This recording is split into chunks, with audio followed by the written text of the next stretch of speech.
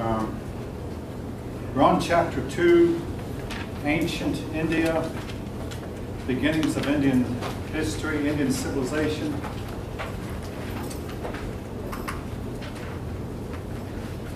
History and geography go hand in hand, and India is a peninsula. Of course, a peninsula means it's bordered on two sides by an ocean, and then on the north, it's bordered by the world's tallest mountains, the Himalayas. Now, 50 years ago, not everybody believed this, but today, what I'm about to tell you is believed by nearly everyone. At one time, all of the world's landmass was one big supercontinent called Pangaea. And again, if you look on a map, it almost looks like the continents will fit together like the pieces of a puzzle. North and South America will fit right into Europe and Africa. Well, the continents were once one big landmass, but they split in about 7 different directions. But one of the continents, what we know of today as India, went north and slammed into the southern part of Asia and pushed up the Himalayan mountains. And that is why the Himalayan mountains are so tall. Again, this may sound somewhat mythological, but this is now widely believed, widely held view. The tall Himalayan mountains have helped to isolate India from the rest of humanity and thereby enable India to develop its own unique civilization and unique culture. The first civilization we know about in India was the Harappan. The Harappan civilization is named after the city of Harappa. Now, with the exception of the Jews, almost all of these people located themselves on the banks of rivers. India was no exception. It located itself on the banks of the Indus River. And on a personal note, about the 3rd or 4th paper I did when I was in graduate school was on the Indus Valley civilization. So I studied it a little bit then. I've been studying it quite a bit since. The Indus Valley is known to have had a lot of trade with the Sumerians. You find Sumerian artifacts in the Indus Valley region, and you find Indus Valley artifacts in Sumer. So even though the two places were 1,000 miles apart, apparently they either traded by land or by sea. As is the case of so many of these civilizations, they appeared for a while, flourished, became wealthy, and then disappeared. In the case of the Harappan civilization, it appears that they were stagnant for a good many years. I say generations. The brickwork, it's like they learned how to make brick very early in their history, and then they made the same brick, the same size, the same shape, the same way, with the same kind of ovens, the same fires for hundreds of years. Then all of a sudden, late in their history, the brickwork becomes more like it was more shoddy, more inferior in construction, inferior in quality. In fact, their whole civilization seems to have undergone a gradual decline, and whoop, all of a sudden it vanished rather abruptly. Now, how do we know which is older? If you know anything about the way these people built their cities, of course they started out in building a city, and when the old buildings decayed, they wouldn't carry off the rubble like we do. They'd simply build a new city on top of the old. When that decayed enough, they'd build another city on top of that one. So when archaeologists dig, they wind up digging, here's this top layer, that's the most recent. Down below it's the next most recent, and then down below it's an older one than that. And at the very bottom is the oldest civilization we have. Interestingly enough, the Harappan civilization appears to have not had any kings or rulers. The people appear to have been very egalitarian, and that's going to sound a little bit strange in view of what was to happen later. They later became very, very unegalitarian, but at first they seem to have been egalitarian, that is, mostly equal. Something that I picked up in graduate school your book doesn't mention it seems like their houses or dwelling houses were built around a patio, the inside being open, and then their house built around that patio, and it did not have a front door. You had to go through an alleyway like to get in through a back entranceway, indicating that they were trying to keep down thievery by not having any doors or windows on the front. So if you walk down the street, you'd have seen a brick wall, one brick wall after another, with a little bit of space where they would enter through a side entranceway. And they, going down a side entranceway to get inside a person's house would tend to discourage most thieves who want to make a quick entrance and a quick exit. So it seemed like they either had a lot of problem with thievery or they were trying to avoid the problem.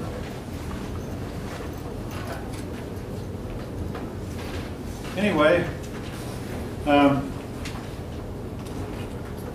your book shows a picture of the city of Mohenjo-Daro, which I'm going to be talking about in a little bit. And they talk about the water was a big problem in India, which was tended to have dry seasons. And the rains did not always come on time. I'm going to mention that again later. But the rains didn't always come when they needed them to. So water was a big problem. But they believed that the earth began with a big cosmic sea, and then the land rose up out of the sea. Now, folk, for those of you who know anything about that biblical account of creation, it pictures the ocean, the world as having a shoreless ocean at first, and then the earth rising out of the sea. Again, some of these ancient myths seem to find their way into the mythologies. One myth, the myths of one people find their way into the mythology of another people's. All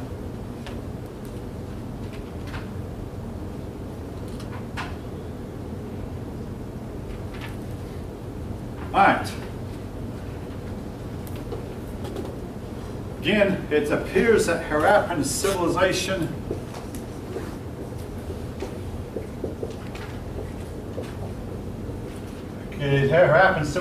declined rather suddenly and rather abruptly. That is, after going through a period where it seemed like they were gradually, slowly declining, then whoosh, it came to an end. Who ended it and why? Well, up until about 40 or so years ago, we believed that a group of people called the Aryans.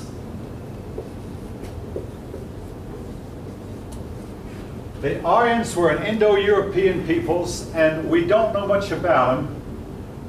For one thing, the ancient writing of the Harappans we have not deciphered, and I think I mentioned last class what the problem is with deciphering some of these writings.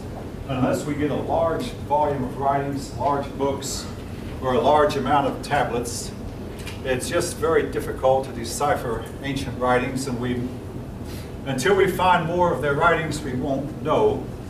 And the Aryans, at first, they didn't have any written records, but it's believed that they came around the region, they came from the region of the Caspian Sea. When the Indo-European peoples began to move,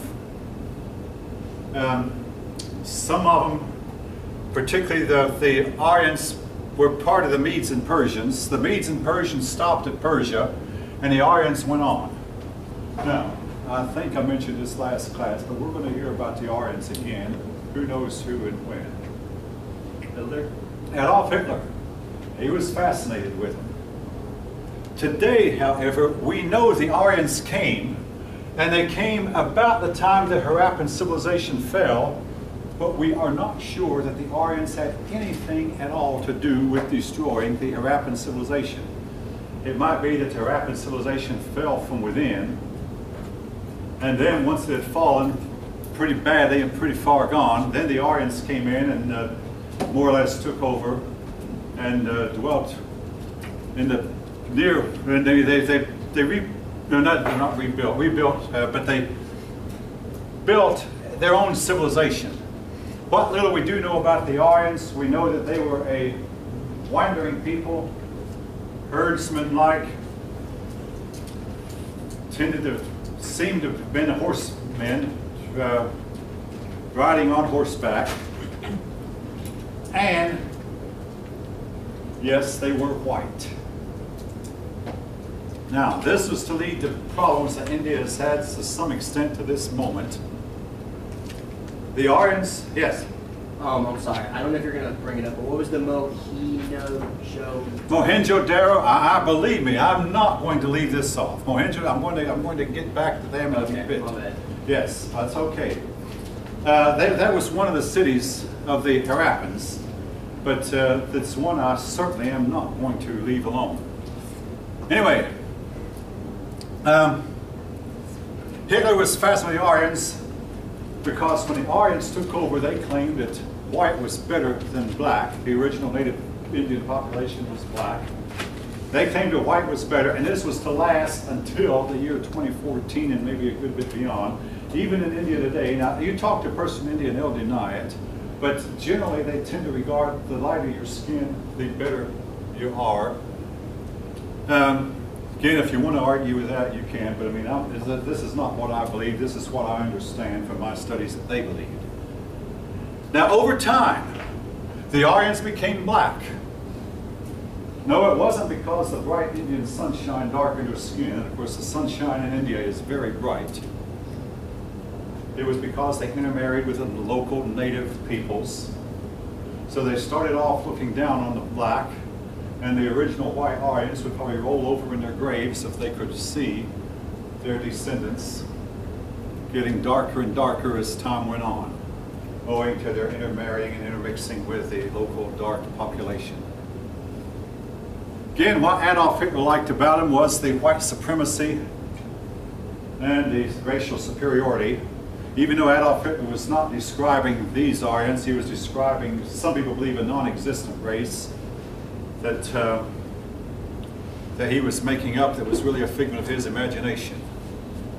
Anyway, we do not know if the Aryans were the ones who destroyed the Harappan civilization. Now, I'm going to come back to something I talked about in the first class. And some of you questioned me on it. That's fine. You can if you wish. It's okay. Mohenjo-Daro. The word means city of the dead. What we find, and this is something in your book, folks, you go to Mohenjo-Daro and you will find human skeletons. Oftentimes they're in a hiding posture like they were hiding from some calamity. You find cases where you find female skeletons of adult females covering a small child, indicating it was some mother trying to protect their children, but it was in vain because the mother and child both died. Your book doesn't say so except to compare them to Pompeii. Now here's Pompeii was a Roman city that was destroyed in AD 79 by a volcano. We have been able to go and dig into the volcano, and I say dig because we dig into volcanic ash. The volcanic ash preserves some bodies so well that we can see the expression on the people's faces. Some of them expressions of pure horror, and some, knowing they were going to die, they had expressions of calm, serene, of accepting their fate. But we actually can read the expressions on some of the faces. They're preserved so well in the ash. Well, not the body, but the image of the bodies. The bodies decayed. In the case of Mohenjo-Daro, all we have is skeletons. Now, folk, what kind of a calamity would destroy a city, and destroy a city so badly that no one would even go in to take away the loot, and no one would live in it, and no one would bury the bodies? What kind of calamity would keep people away for 3,000 years? Yes? Disease? Here's a problem with disease. All right, there's no need to laugh. Hey, we don't laugh in here. I hope not anyway.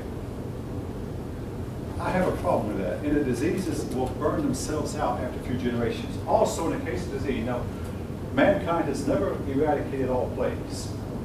And we have a plague going on in the world right now, a very serious plague that could spread in the United States. The thing about the disease is eventually they burn themselves out. The people who survive them have immunity. And they don't last in an empty environment, uninhabited environment for 2,700, 2,800 years. But anyway, good thinking. Yeah, anybody else? Dangerous animals, dragons. Dangerous animals? All right, excellent, excellent. Oh, I think you know what I'm getting at. You don't want to. This class, more than any other class, doesn't want to face. What's that? Maybe like a curse they think on the land or something. Somebody made a curse on the land? From like Supernatural event, well, good a guess as any. I mean, I'm not going to knock it. What if the priest made like a sacrifice?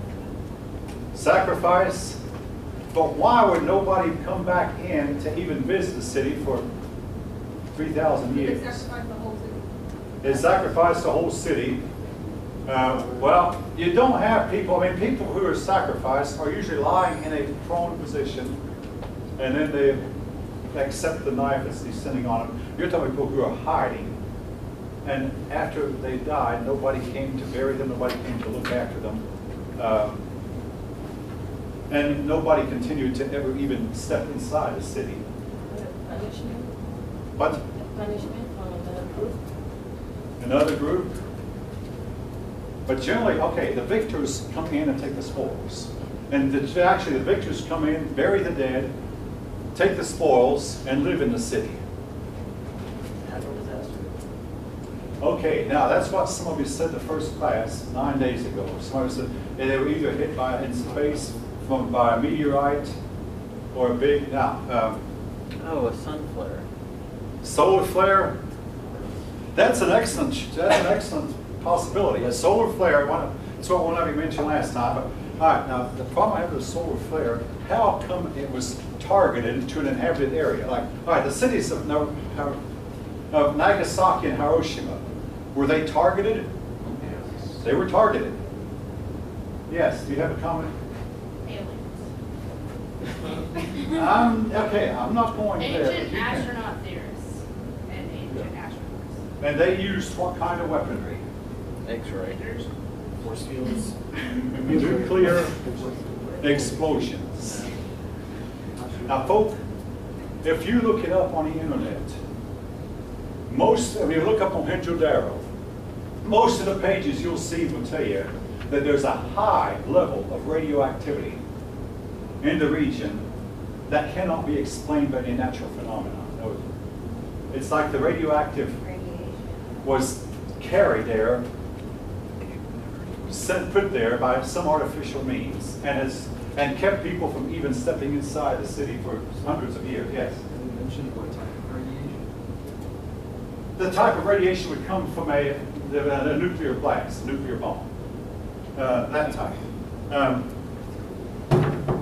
Now, again, all right, you can say this sounds fetched, but if you go do research, now not every historian buys this, but if you do research, ancient atomic weapons, you can look that up as keywords, you will find numerous websites devoted to the subject, and they will talk about glass glass formed on top of desert sand. And again, the only phenomenon we know of that would put glass on top of desert sand is a nuclear blast. And the heat would make people run and hide and cringe, or else try to jump in water to cool off. And of course, their bodies would never be found. But it would explain the people crouching down and hiding. Now, why is it not a volcano like the city in Italy that Pompeii? Because there's no volcanic ash. No volcanic ash, no evidence of a meteor crater. Winds, strong winds, tidal waves, people would come back in and rebuild. Yes? Didn't you say that in the city though there were still some treasures left? So what? Treasures or?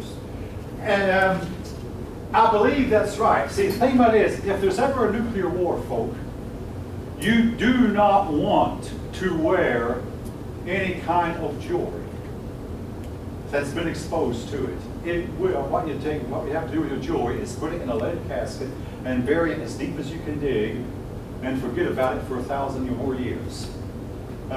You do not want to wear any kind of jewelry or any kind of metal.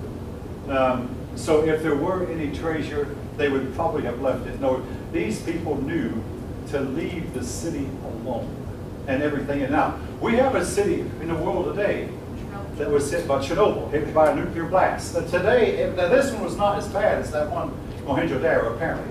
Today, you can go and step inside Chernobyl. People do visit all the time. You cannot carry anything in there out. Everything, I mean, people have their family photos, they're radioactive. Don't carry them out of the city. You can visit for a while. It's expected to take anywhere from 6 to 900 years before Chernobyl is inhabited again.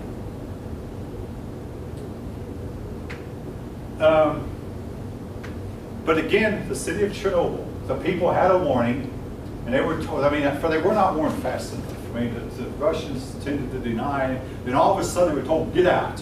And the people fled in a hurry and leaving everything behind, the automobiles included, and tried to find shelter as best they could from friends they knew from living in other cities. And most of them never have gone back. And some of them were suffering from leukemia and all the problems associated with radiation. But the disaster at Mohenjo-Daro appears to have been worse. Now, again, one of you, this guy, I don't know which one of you was, said something about, well, someday 1,000 years from now, people will look back on us and claim that our Star Wars stories are real, or that we actually believed in Superman. Well, I tell you what, if we ever find the city of Metropolis, then, but the difference between this and that is the city of Metropolis does not exist, neither does Smallville, neither does a place called the Daily Planet. But in the case of these ancient stories, folk, we are finding some hard evidence. The Greeks had a story about Troy. Guess what? We found Troy back in the 1790s. It does exist. It did exist at one time. So we're finding hard evidence. All right, I'll be coming back to this a little bit later. Anyone else have any other comments? Again, you can believe what you choose to believe. All right. Anyway, the Harappan civilization fell apparently rather abruptly. The Aryans came in, and it's believed that they were tribal peoples. And it's, of course, tribal peoples are ruled by chieftains. But then they settled down after they quit roaming around and set up kings. And then they set up a caste. The chieftain was often called a Raja. Raja. But they set up they eventually set up a system which lead to the caste system, which I will be talking about later. All right, we're going to move through their political history very fast because we don't have a whole lot of details about what was going on with them politically. And we'll fast forward to about 320 BC, and we come to a man that, believe me, in a few weeks we'll be talking about a lot.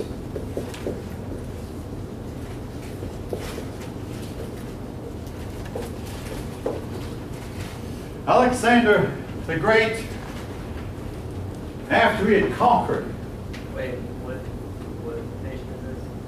I'm looking at page 44, the impact of the Greeks. Wait a minute, what's your question? I was asking what nation. What? You said Greece? Yeah, Alexander the Great was we'll be talking about, he was a Macedonian, but they were north of Greece. So yes, he's part of Greek history, because the Greeks and Macedonians were very closely related. So he's part of, anyway, yes, he came from Greece. He came from Greece to India. Now, the trip is about a 2,000-mile trip, folk. So, does that have to do with Raja? well, okay, I've jumped from Raja to